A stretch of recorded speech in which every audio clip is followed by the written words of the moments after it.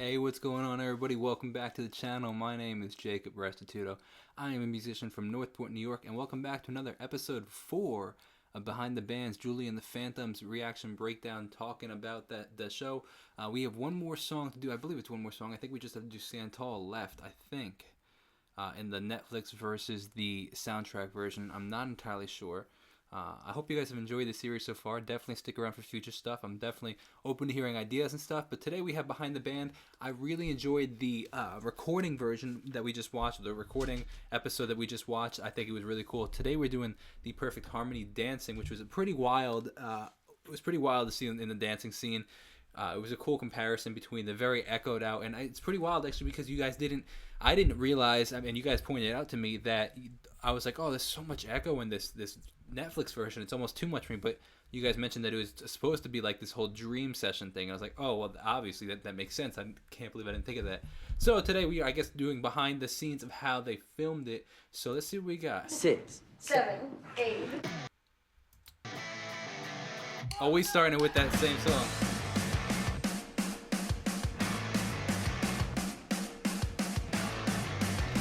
That's cool. It's cool to see how they cut back and forth between the two different things. Charlie and I wrote a song called Perfect Harmony. I'm a little nervous, you know. I had told Kenny that I was thinking about writing a song for the dance sequence. It could be a Gabriella and Troy moment on the rooftop from High School Musical. And Charlie was just like, dude, throwback to when I was a kid.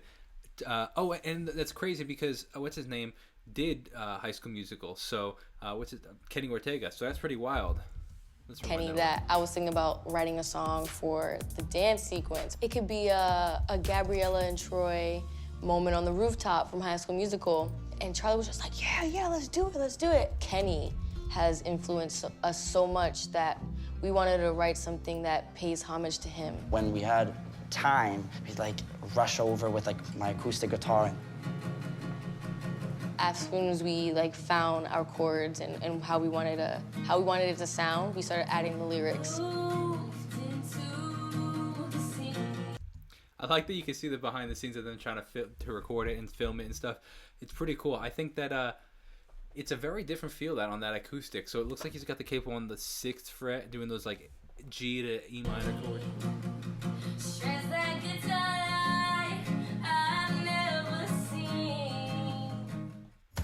Right around the time when they started filming The Other Side of Hollywood, I had started coming to visit. So we were just like, we have to show him now because this is the perfect moment. Oh yeah, I guess so. This is the part that I find super interesting about filming TV shows and stuff is the fact that people don't realize like she has no point of being on the set or in the studio or anything like that of when they're recording The Other Side of Hollywood. All those extra scenes where it's just them, on that that. I don't know exactly because I haven't seen the show yet, but in those that ballroom area, she's not in that, so there's no point in her, and it's funny that we don't think of that, or I at least don't think of that when I'm watching a show. It's like, oh yeah, that person had or you ever see a show for example, my wife and I watch Grey's Anatomy. Plenty often they main characters are not in an episode or two of the show.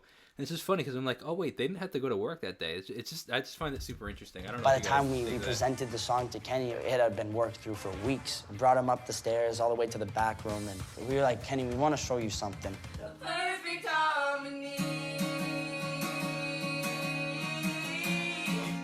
The perfect harmony. Kenny's initial reaction to us showing him this song was, did you guys find this online? This is a really good song. He thought it was a Shawn Mendes cover or Camila Cabello or something like that. Him saying okay, I want this in the show, and us looking back at each other oh, this is actually happening.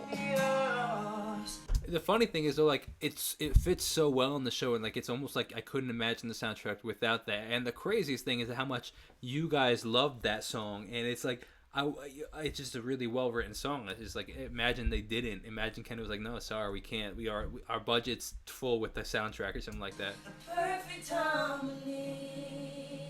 The moment that the song is going to be used for is this fantasy scene. She's contemplating in between Nick or Luke. And like, what would they have done without that? Or I'm curious.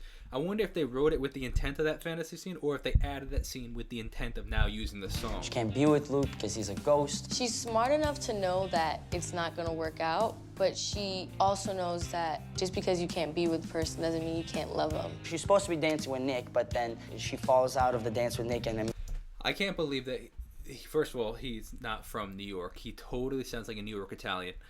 Brooklyn Italian, Bronx Italian. Also, in this scene, he very much looks like the guy from Stranger Things, if you've ever seen that show. Imagines me, Luke, coming through the mirror. We felt that there was just something missing in the connection with our characters. So writing a song kind of gave us the feeling of what Julie and Luke would feel when they'd write a song together. Madison is insanely talented. She blows me away. Collaborating with Charlie has been a very fun experience. You get to see how like a person thinks, how they want to do better, even though what they have is so amazing. It's cool to see them like interact in the show, or like at least in the behind the scenes, because it kind of gives this big brother, big sister kind of feel. Like it looks the way that like it's cool. It's cool how to see how they're interacting with each other, and like it looks like he's acting like her big brother almost. Try one and then see what we need to just kind of iron out.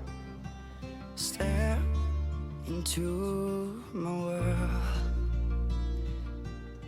Bittersweet love story about a girl.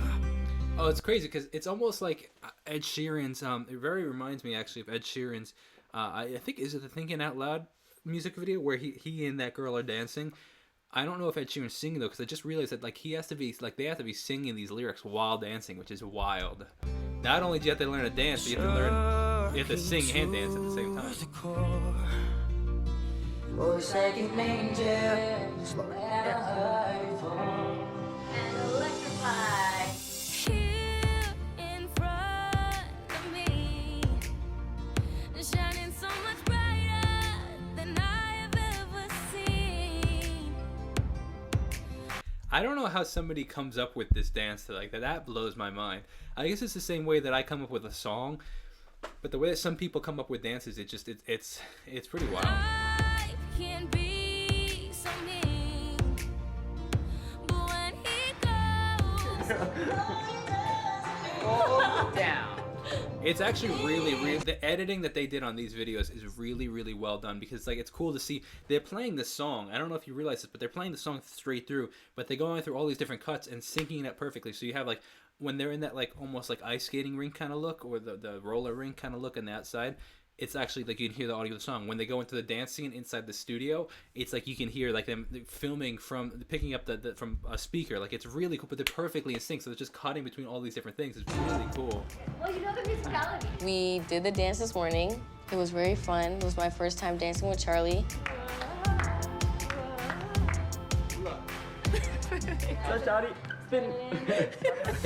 We're up in beautiful Vancouver at the studios recording it. Now we can come and record with the intentions of the dance version and the intentions of what we want for the song. Let's have Charlie just sing his parts. Madison, don't sing your Right. part.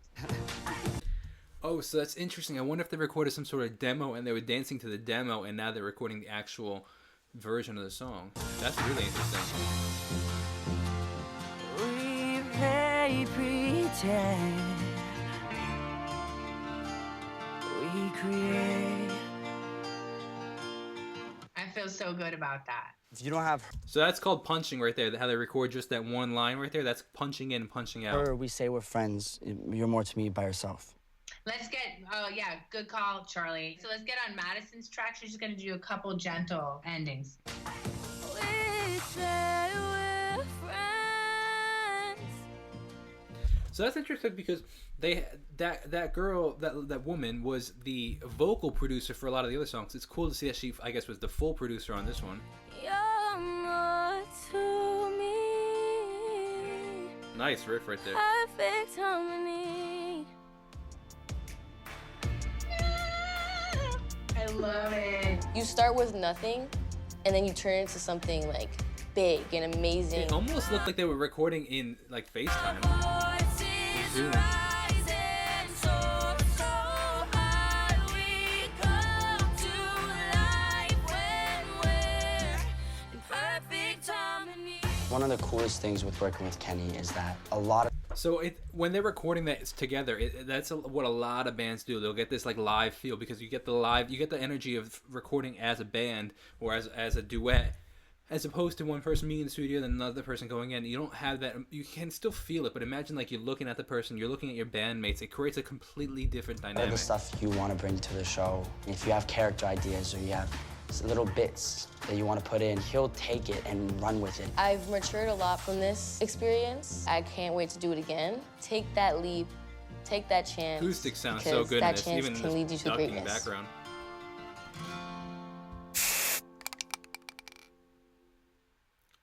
So see, the one time I say, okay, I'm not going to pause it because you guys say that there's always something after the end. There's nothing at the end. Well, very cool. That was really interesting to see the background. I think it was really, really well done.